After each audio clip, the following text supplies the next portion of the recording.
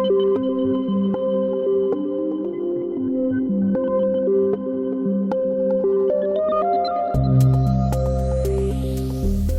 is 6 Minutes, the seriously international daily newscast.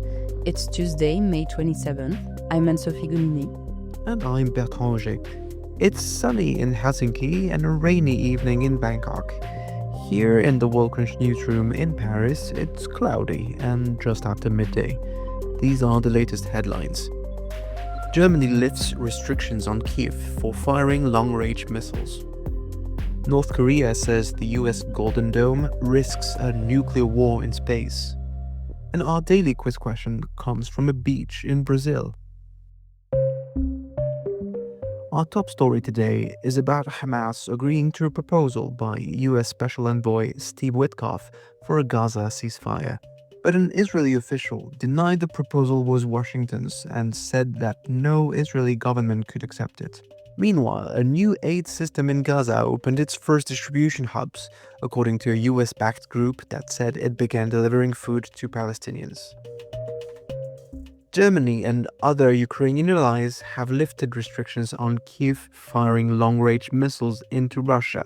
This decision comes days after Russia bombarded the capital and other regions with massive aerial attacks. Russian President Vladimir Putin and Turkey's foreign minister were meeting today in Moscow to discuss efforts to end the war in Ukraine. North Korea has criticized the US plan for a futuristic Golden Dome missile shield, saying it could, quote, turn outer space into a potential nuclear war field. The defense system, which President Donald Trump plans to unveil by the end of his term, aims at countering aerial threats to the US. In the wake of the historic decision of Turkey's PKK Kurdish to lay down its arms, our More Than a Minute feature looks around the wider Middle East, from Palestine to Lebanon, to see how militant groups in the region are in retreat. Anne-Sophie, can you tell us more about how these different national groups are connected? The Kurdistan Workers' Party, the PKK, recently abandoned 4 decades of a military-led challenge to the government in Turkey. At the same time, in Gaza, Hamas is calling for an end to the war, while Hezbollah is now showing notable compliance with the Lebanese state. For Majid Kiyali, writing for Beirut-based independent media Daraj, this looks like a sign that armed struggle across the Middle East could be coming to an end. The journalist lists 4 main explanations. First, the exhaustion or depletion experienced over the past decades by the affected communities. Second, the sources, origins, or means of armed struggle are no longer available following the collapse of the Syrian regime and amid waning support from Iran. Third, the inability to respond adequately to Israel's relentless strikes.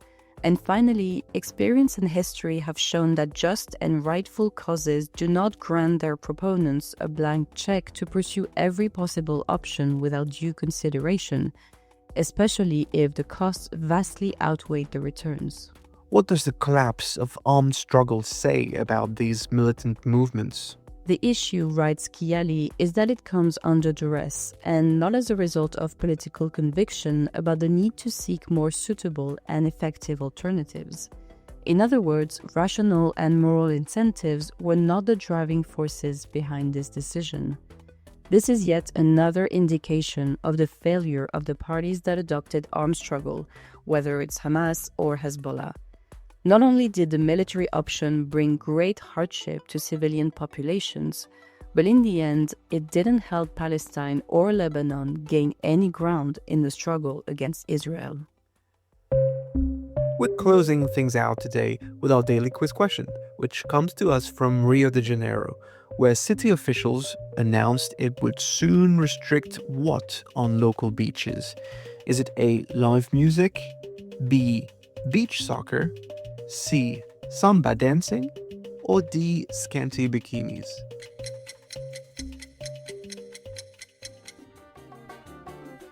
The answer is A. Rio de Janeiro Mayor Eduardo Paes has issued a decree establishing new rules for the city's waterfront, saying he wants to preserve urban order, public safety, and the environment, as well as promote peaceful relations between tourists and residents. The new measures, due to come into force on June 1st, outlaw food and drink sales, chair rentals, loudspeakers, and live music in kiosks without official permits. That's the latest from around the world. If you like this podcast, we'd really appreciate it if you could help us out with a follow, share, and a 5-star rating on your preferred podcasting platform. For more of the best of the international press, delivered exclusively in English, visit us at worldcrunch.com. We'll see you here tomorrow. À demain!